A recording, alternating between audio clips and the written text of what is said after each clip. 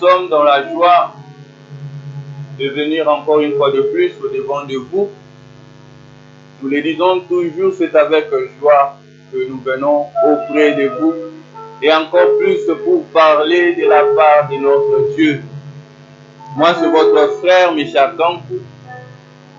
Et si vous pouvez déjà appeler ou à partager cette vidéo, aujourd'hui nous allons partager, nous serons à la table du Seigneur pour parler de la part de notre Dieu, pour parler de la parole de Dieu. La parole de Dieu déclare, les Écritures bibliques déclarent que les aigles s'ensemblent que là où il y a le corps, que là où il y a le cadavre, que là où il y a la prédication de la croix, là où il y a le Seigneur Jésus-Christ. Et tu es béni si tu fais part aussi de ces vidéos, de cette live à laquelle que nous allons partager de la part de notre Dieu. Le message à laquelle que nous allons aborder, ou le sujet ou le thème à laquelle que nous allons aborder, c'est sur des éléments qui précèdent avant la chute. Parce que la chute n'est que la conséquence de quelque chose. La chute d'un homme. Quand quelqu'un tombe dans l'iniquité. Mais l'iniquité ne vient pas seulement ainsi. L'iniquité ne vient pas seulement comme ça. L'iniquité, avant qu'il vienne, il y a certains éléments qui précèdent cela. Il y a certains éléments qu'un enfant de Dieu doit savoir quand il vit sur terre. Dès qu'il voit certains éléments commencent à se manifester dans sa vie, il doit faire attention. Et le Seigneur Jésus-Christ nous appelle déjà à être simple comme de la parole, prudent aussi comme le serpent. Le Seigneur Jésus-Christ nous appelle aussi à la prudence. C'est un peu ça que nous allons partager au travers de ces lives. Parce que dans les Écritures bibliques, comme 1 Corinthiens 10, 11 le dit déjà, qu'il y a des récits qui sont écrits et qui sont écrits en avance. Il y a des instructions, comme Romains 15, 4 aussi le dit, des instructions qui ont été écrites en avance pour nous faire, nous aider, pour que nous puissions le prendre comme exemple. Il y a certains récits bibliques qui vont nous aider à élucider cela, à comprendre que si autrefois telle personne a vécu cela, il y avait certains éléments qui ont précédé avant sa chute, avant qu'il lui tombe, avant qu'il se retrouve dans l'iniquité. Pour nous, c'est un exemple à laquelle que nous devons saisir pour être vigilants, pour être prudents. Nous allons d'abord savoir qu'est-ce qui cause la chute d'un homme. Qu'est-ce qui cause la chute? Là, nous allons prendre le livre de Lamentation 1, au verset 7. Lamentation 1, au verset 7 à 8.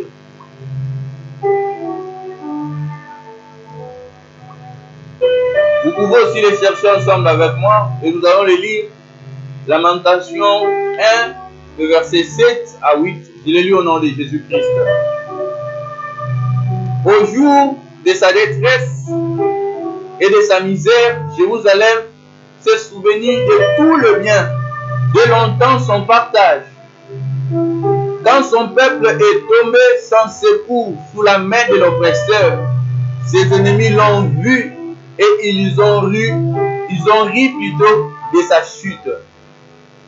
Jérusalem a multiplié ses péchés, c'est pourquoi elle est un sujet d'aversion. Tous ceux qui l'honoraient la méprisent. En voyant sa nudité, elle-même soupire et détourne la face. Ici, nous voyons que ce qui avait d'abord causé la chute de Jérusalem, c'est l'iniquité, c'est le péché. Ce qui cause la chute d'un enfant de Dieu, d'un homme de Dieu, c'est l'iniquité, c'est le péché. Or, nous n'allons pas définir le péché comme le monde.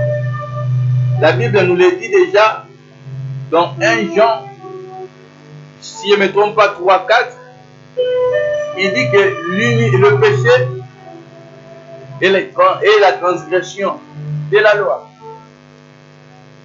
Le péché, la transgression de la loi de Dieu. Là où Dieu dit non, vous devez marcher en accord avec lui. Là où Dieu dit oui, vous devez marcher en accord avec lui. C'est que nous devons d'abord retenir,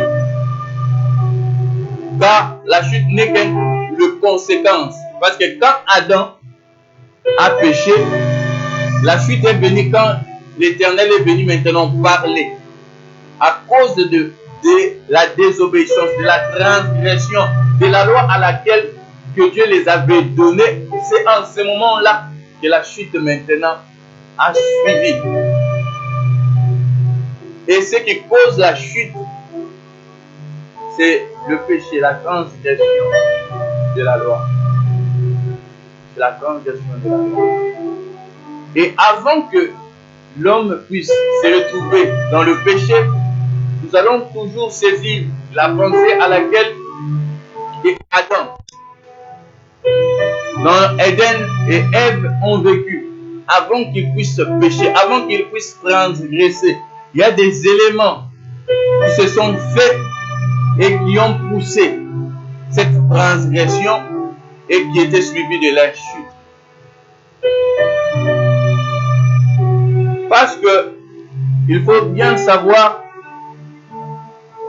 que l'ennemi, le diable, avant que quelqu'un puisse consommer le péché, il vient avec la séduction. Et si nous regardons en Éden, le diable était allé vers Ève, c'est-à-dire la femme. Or, si nous regardons le caractéristique que la Bible donne à la femme manifeste la faiblesse. La femme manifeste les désirs, car la Bible dit que tes désirs seront portés. La femme manifeste aussi le corps. Parce que l'ennemi, le séducteur, le tentateur, qui est le diable, il ne vient pas n'importe comment pour amener quelqu'un dans l'iniquité, pour amener quelqu'un dans la chute. Non, non. Il va attaquer là où il y a la faiblesse. Et nous savons bien qu'en Éden, il avait attaqué d'abord la femme. Or, la femme qui manifeste aussi le corps, notre corps, c'est là où l'ennemi vient aussi avec ses désirs. C'est pour cela même la Bible dit que pour nous, enfants de Dieu, nous devons marcher pas selon les désirs de la chair. Parce que là où l'ennemi trouve sa force dans l'homme, ou trouve une porte pour pénétrer et agir dans la vie d'une personne, c'est à travers son corps, c'est à travers sa chair. C'est à travers sa chair. Il va toujours là où il trouve la faiblesse, là où il trouve le désir. Et si nous lisons dans Genèse 3, nous le cherchons ensemble avec vous. Nous allons voir dans Genèse 3, nous commençons au verset 1.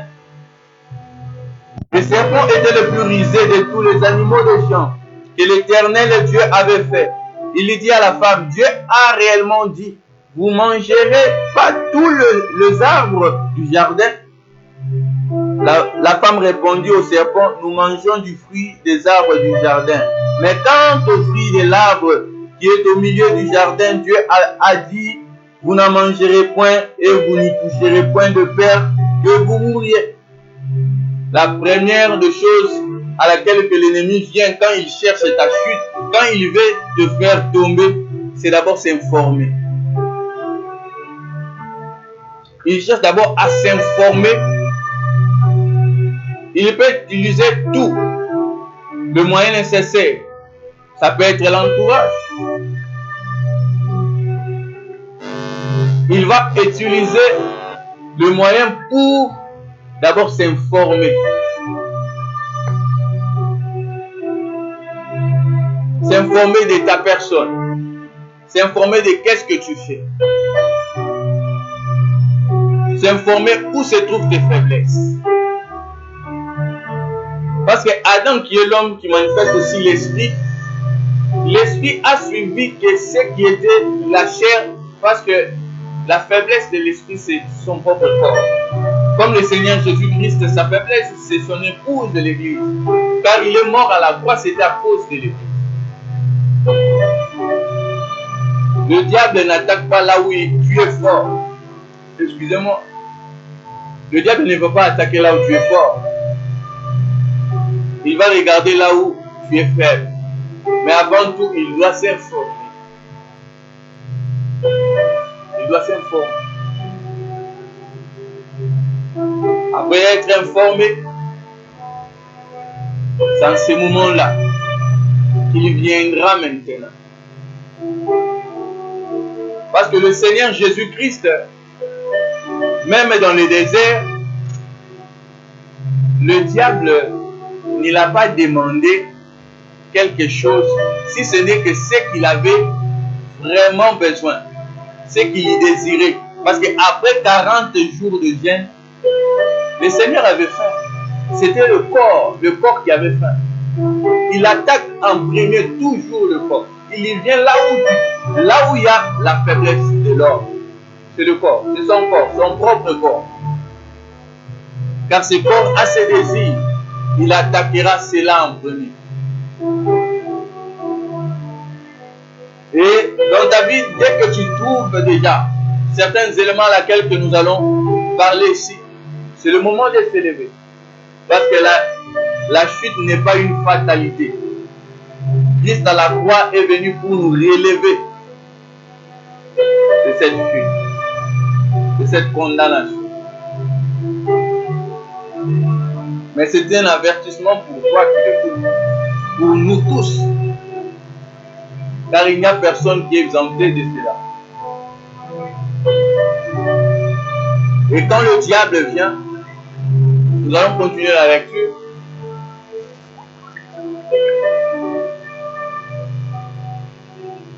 Je suis dans le verset 5 maintenant, du chapitre 3 toujours de Genèse.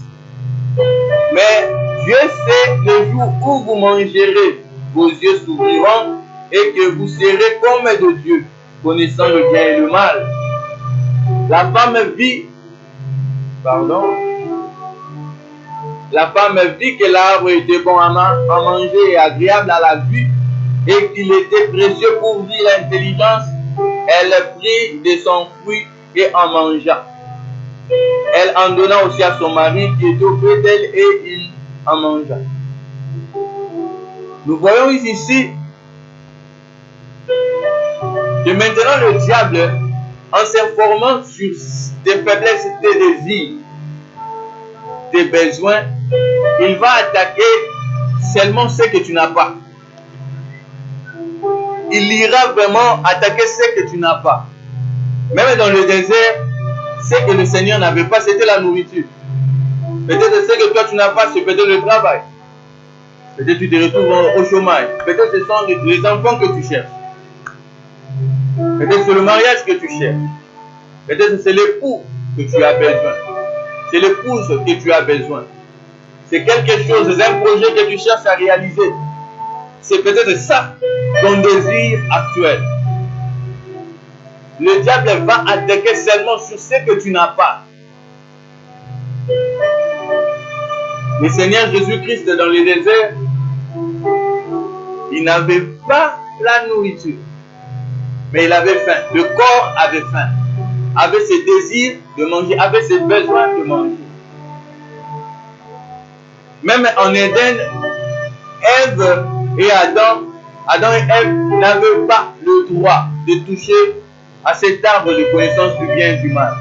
C'est là où l'ennemi avait attaqué. Pour créer quoi au-dedans de toi? La convoitise, la curiosité, cette envie. Or que l'envie est parmi les désirs de la chair cités en Galates 7. c'est ce que l'ennemi cherchait à créer dans le cœur de Ève, dans le cœur de la femme. En d'autres termes, dans ton propre corps. Parce que la femme manifeste sur le corps. Il cherchera à créer cette convoitise au-dedans de toi. Te faire comparer aux autres par rapport à ce que toi tu manques. Il ne va pas te montrer ce que tu as déjà. En Éden, Ève avait tout. On les avait donné tous les arbres, sauf un. Mais l'ennemi était venu pour lui manifester seulement ce qu'il n'a pas. Avec Dieu, Dieu t'a déjà donné la vie. Tu es en vie, tu connaissais le Seigneur. C'est une grâce, car plusieurs n'en ont pas. Mais l'ennemi va te faire voir toujours sur des choses éphémères de la vie, certaines choses pour créer au-dedans de toi cet désir, cette envie, la curiosité, la convoitise. Or, Jean 1 Jean 2,16 nous dit ceci. Nous allons le lire. 1 Jean 2,16.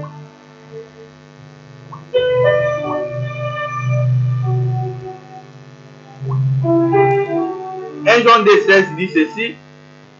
Je le lis dans le nom de Jésus-Christ.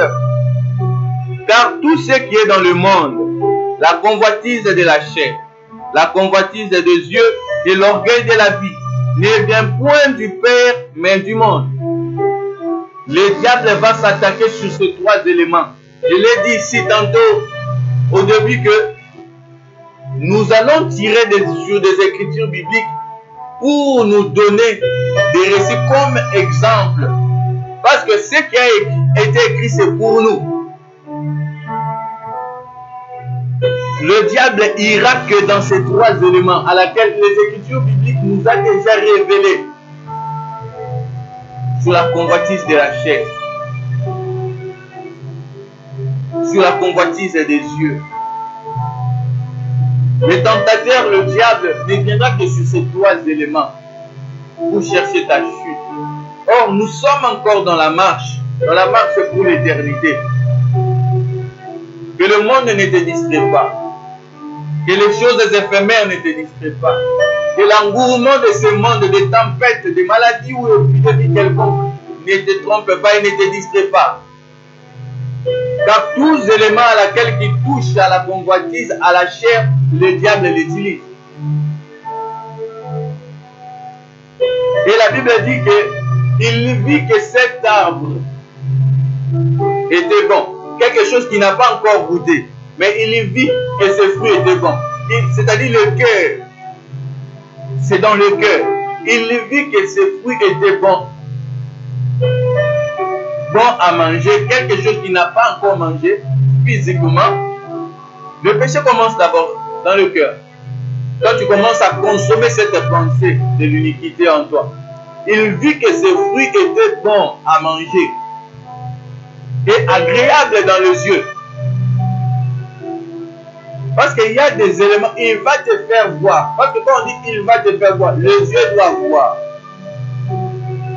Il va te manifester toujours des choses que tu ne possèdes pas. Or, n'oublie pas que la Bible nous rappelle à se contenter de ce que nous avons. De promesses à laquelle que Dieu t'a promis, Dieu est fidèle. Et la Bible dit dans Job 42 que notre Dieu peut tout. Il n'y a rien qui est impossible à notre Dieu. Le diable cherche seulement à t'exciter dans l'iniquité.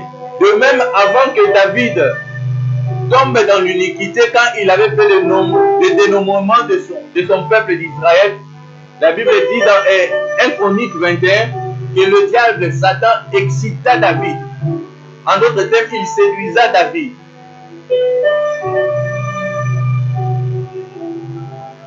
Avant le péché, tu dois être d'abord séduit. Le cœur doit être séduit.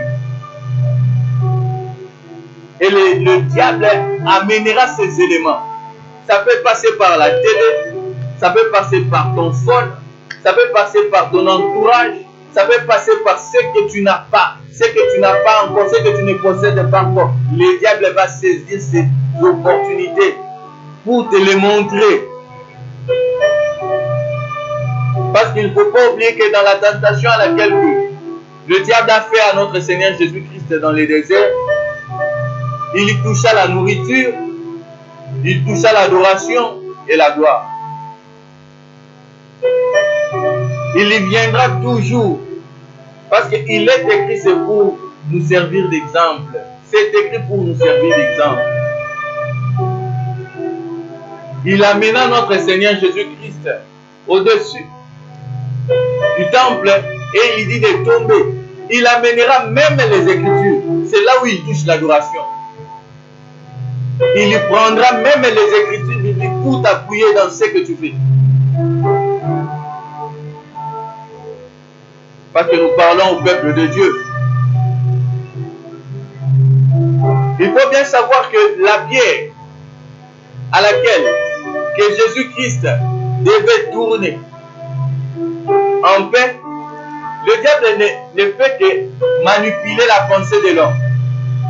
Il faut se rappeler qu'après tout cela, le Seigneur Jésus-Christ a été servi. La pierre, c'est le Seigneur Jésus-Christ lui-même. Le pain, c'est aussi lui-même. Mais il y vient pour changer les temps.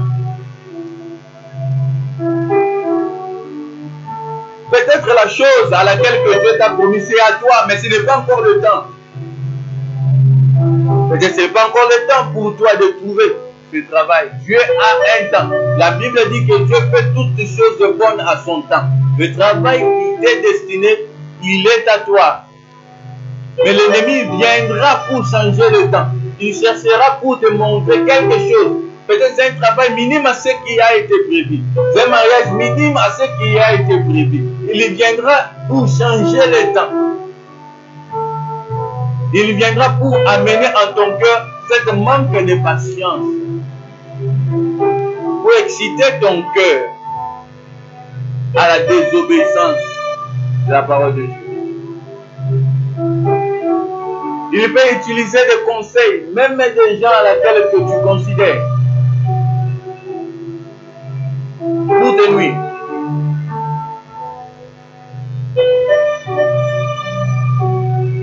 Il viendra te présenter tes rêves. Parce que la société actuelle nous montre qu'il faut d'abord accomplir tes rêves, tes passions, tes rêves en priorité. Tes rêves ne peuvent pas être au-dessus de la parole de Dieu. Si tes rêves contredisent la parole de Dieu, il faut les cesser. Mais la société actuelle nous montre qu'il faut arriver à obtenir, il faut être persévérant pour accomplir tes rêves. Nous ne sommes pas là pour dire non sur le rêve des gens, sur l'accomplissement de cela. Mais il faut savoir que tes rêves ne doivent pas être au-dessus de la parole de Dieu. Pour accomplir tes rêves, la parole de Dieu ne t'appelle pas à faire du n'importe quoi. Pour accomplir tes rêves, la parole de Dieu ne te dit pas d'être impulsif. Non, non. De manquer la patience. Non, non. Accomplis-les sous la couverture de la parole de Dieu en manifestant des fruits du Saint-Esprit, qui est la patience, la tempérance. Tu dois l'accomplir ainsi.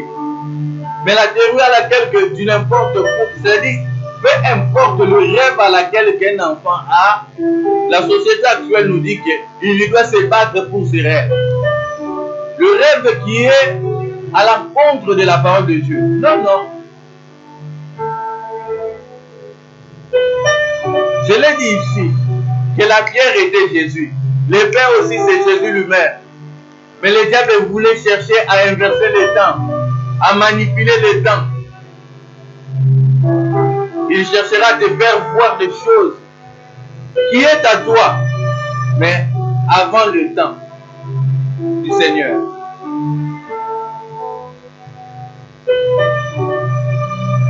Il a apporté même les Écritures bibliques pour appuyer sa pensée, pour séduire ton cœur.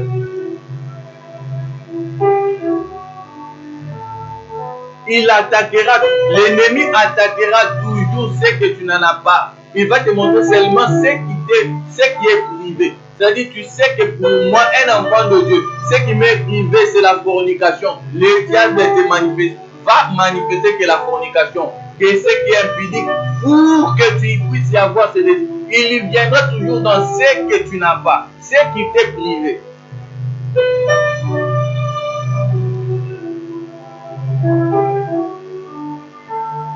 Et il montrera la beauté, la gloire qui est cachée derrière. Parce que la gloire en Éden était quoi? Que vous serez comme de Dieu. Or qu'ils étaient déjà comme des dieux. C'est pas ce que le diable avait dit qui était vrai. L'Éternel Dieu créa déjà Adam et Ève à son image. Mais le diable viendra encore pour dire que vous serez des dieux. Quelle est la différence entre l'image et la réalité? Je peux être là. Mon image est derrière moi. L'image ne fait que le mouvement que la réalité fait.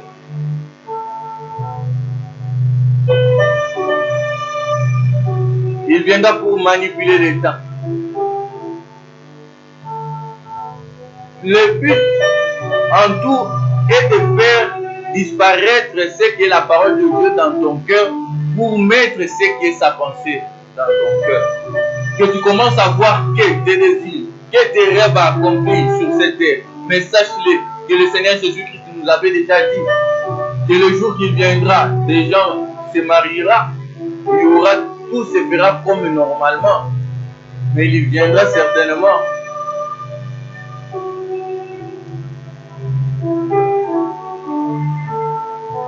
Qu'est-ce qu'il vaut que la victoire de ton âme pour l'éternité?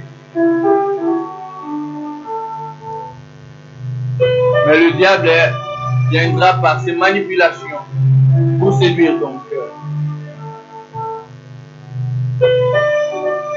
Et la Bible d'ailleurs le dit que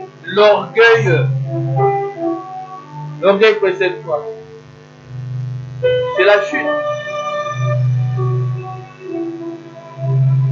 Il viendra te faire voir cette gloire à laquelle tu dois avoir aussi.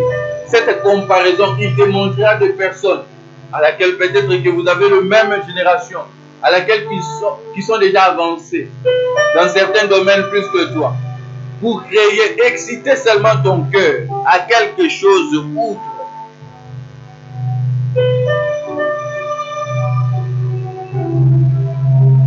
Car la finalité, le point final à laquelle tu cherches, c'est pour placer en toi l'orgueil face à lui.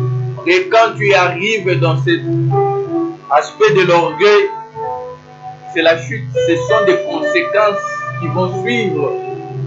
Parce que la chute d'Adam, Adam a perdu la royauté.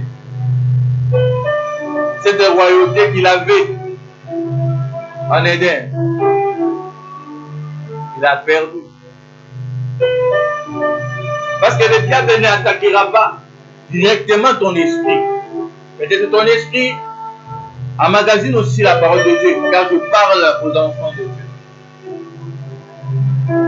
L'esprit, je peux le donner encore comme un exemple simple pour y comprendre.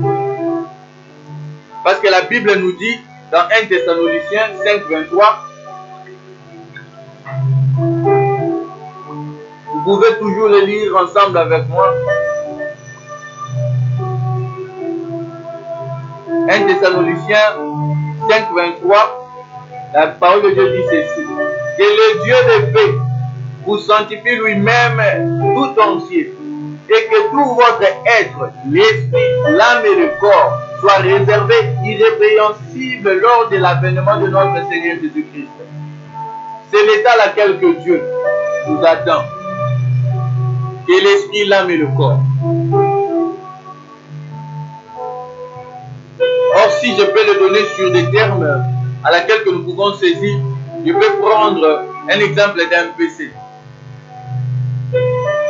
Nous avons un logiciel à laquelle que un PC ou un ordinateur doit utiliser. C'est ça l'esprit. Et ce logiciel doit trouver place dans un disque dur. C'est l'âme. Et le corps, c'est tout le PC que nous, humains, le Dieu physique, voit. Mais le disque dur, pour le voir, il faut l'ouvrir, c'est intérieur. Et le machine fonctionne simplement par le logiciel qui est à l'intérieur. Il ne suit que les ordonnances ou la manière ou le système qui est au-dedans de lui. Et l'ennemi, pour y attaquer, lui, il vient maintenant par le corps. Parce que l'esprit est celui qui emmagasine la parole de Dieu. Le fait que tu écoutes de plus la parole de Dieu, l'esprit emmagasine la parole. Et il ne viendra pas direct comme par l'esprit. Il attaquera par ce qui est faible, c'est-à-dire ton corps. Et pour l'exciter, et la faiblesse de l'esprit, c'est son propre corps. Je l'ai dit que le Seigneur Jésus-Christ, il est mort, c'est à cause de l'époux. Adam a mangé le fruit parce que le diable n'avait pas séduit Adam. Adam qui manifeste aussi l'esprit, le côté fort de l'homme, le côté fort de l'être de l'homme. Le diable n'était pas venu vers Adam. Le diable n'avait pas séduit Adam. Même 1 Timothée 2, si je ne me trompe pas, 14 le dit. Celui qui a été séduit, c'est la femme. Il viendra là où il y a la faiblesse de l'esprit. Parce que Adam a mangé le fruit parce que c'est Ève l'a mangé. Adam ne l'a pas mangé parce que le serpent est venu vers lui. Et l'esprit deviendra faible quand le corps est déjà vaincu. Quand le désir de la chair, le diable l'a déjà excité.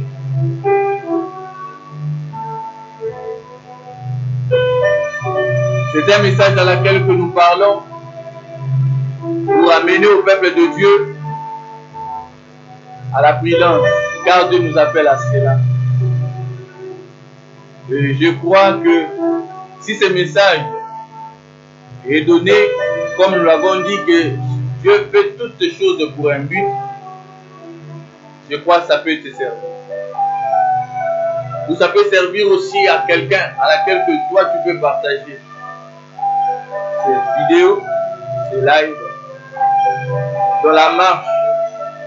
Car dans la marche pour l'éternité, de même pour les enfants d'Israël dans le désert pour arriver à Canaan, ils ont rencontré beaucoup de difficultés. Et ça peut être le tien, le mien en ce moment. Et nous avons toujours besoin de lui. C'est pour cela que nous allons prier. Nous allons demander de l'aide de la part de l'Éternel, de fortifier notre esprit. De nous donner encore la force pour vaincre la pensée que le diable, que l'ennemi, que le monde cherche à inculquer dans nos cœurs. Mais que la parole de Dieu trouve plus de place. Ce que la parole de Dieu dit, c'est ce que nous devons dire amen. Pas ce que le monde nous dit. Pas ce que le monde présente comme une vérité.